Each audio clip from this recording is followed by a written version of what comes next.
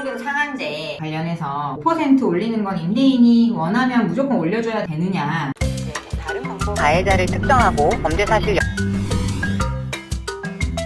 안녕하세요. 부동산 전문 변호사 쪼변입니다. 지난번 임대차 3법 Q&A 영상 보시고 많은 질문들을 보내주셨는데요. 마침 국토부에서 주택임대차보호법 해설서를 발간을 해서 거기에 기해서 또 추가로 설명드릴 Q&A 오늘 진행해드리겠습니다. 오늘 영상 끝까지 보시면은 임대차 3법 관련해서 추가로 궁금하셨던 부분들 임대인 입장, 임차인 입장 모두 해결하실 수 있을 거니까 끝까지 시청해주세요. 임차인은 계약 만기 6개월 전부터 1개월 전까지 12월 10일 지나면 2개월 전까지 기간 중에 계약 갱신 요구를 할 수 있는데요. 이 계약 갱신 요구하는 방법은 어떻게 해야 되느냐 이런 질문 주시는데 법상 정해진 요건은 없습니다. 그래서 문자, 이메일, 통화 이런 것도 다 가능한데요. 나중에 만약에 이게 분쟁으로 번졌을 때 확실하게 증명하기 위해서는 내용증명 우편 이용하시는 것이 가장 안전하겠습니다. 수차례 설명드린 바와 같이 임대인은 본인 또는 직계 좀비속이 그 집에 들어가서 살겠다, 직접 거주하겠다는 것을 이유로 계약 갱신 요구를 거절할 수 있는데요. 그렇다면은 임대인이 직계 좀비속 또는 본인이 거주하겠다고 해서 계약 갱신 요구를 거절했는데 알고 보니까 본인이 직접 들어가서 살기는 했는데 되게 짧은 기간 내에 다른 제3자에게 임차를 또 했다. 이런 경우에는 어떻게 할 수 있는가? 그랬을 때는 임차인이 손해배상 청구를 하실 수 있는데요. 여기에 법상 좀 주의하셔야 될 문구가 있습니다.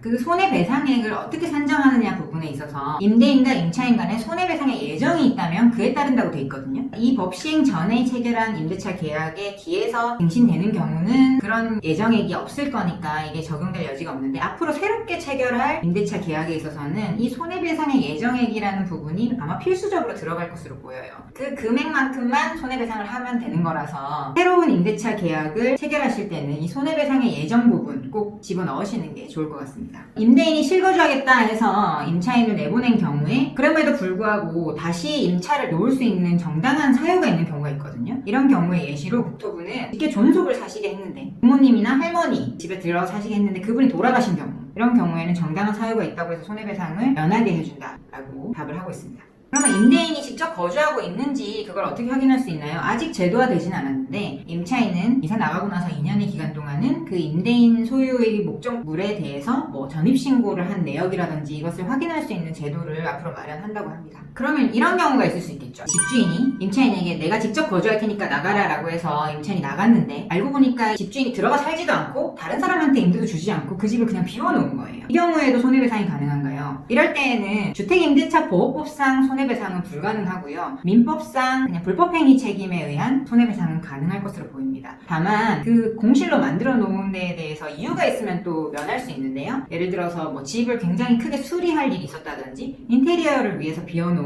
경우에는 손해배상 책임을 면할 수 있겠죠. 이거 많이 물어보신 부분인데 소유자가 법인인 경우에 법인 대표자가 직접 들어가서 산다는 이유로 이 계약갱신 청구를 거절할 수 있나요? 이런 질문 많이 주셨는데요. 안 됩니다. 자연인의 경우에만 가능하고요. 법인의 경우에는 대표자든 직원이든 직접 들어가서 산다는 이유로 계약갱신 거절 불가능하다고 합니다. 보증금 상한제 관련해서 5% 올리는 건 임대인이 원하면 무조건 올려줘야 되느냐라는 질문 주시는데 협의해서 올린다고 합니다. 그 상한이 5%라고 하는 거고요. 그러면 임대인 입장에서는 그럼 임차인이 동의하지 않으면은 못 올리나요? 라고 또 질문을 주셨는데 원칙은 협의가 원칙이고요. 분쟁이 있을 경우에는 임대인이 5%를 올려야 되는 이유, 예를 들어서 물가 상승, 세금 부담 이런 부분을 입증해서 증액 청구를 하게 되면 분쟁 조정 절차 등을 통해서 그 부분을 해결할 수 있다고 합니다. 근데 답답한 게요. 이게 실질적으로 과연 분쟁 조정이 될지는 조금 의문이에요. 임대인은 5% 꽉 채워 받으려고 할 것이고 임차인은 그 부분 못 올려주겠다고 했을 경우에 결국은 분쟁으로 갈 수밖에 없고 이 부분에 대해서 소송으로 가는 것도 참 서로 간에 경제적으로 비합리적인 일이거든요. 그래서 조금 더 지나봐야 할 수 있을 것 같습니다.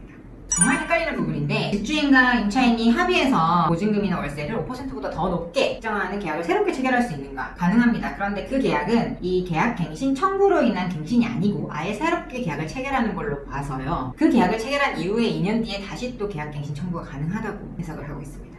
그래서 계약 갱신 청구라고 하는 부분에 의해서 계약이 갱신되는 경우라면은 5%를 초과할 수는 없다는 거예요.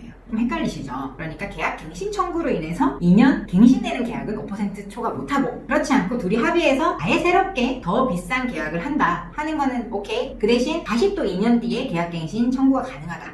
이렇게 생각하시면 되겠습니다.